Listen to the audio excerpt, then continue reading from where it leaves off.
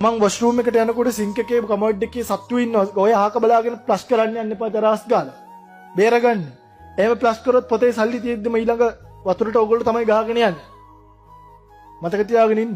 ඒවා මේ නිකන් හැම මිනිස්සෙම ගහගෙන යන සුනාමියෙන් නෑ. ඒ කරුමෙට. හැම මිනිස්සෙම මැරෙන්නේ නැහැ. අහුවෙච්ච හැම මිනිස්සෙම මැරුන්නේ නැහැ සුනාමියට. යාපනයේ හැම මිනිස්සෙම යුද්ධෙට මැරුන්නේ නැහැ.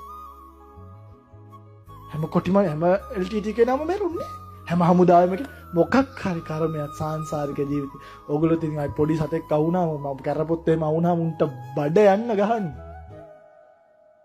නෑ සෙර අර සපත්තුවේ කොයි පැත්තෙන්ද ගහන්නේ කරපොත්තට ඉස්සර මිනිස්සු.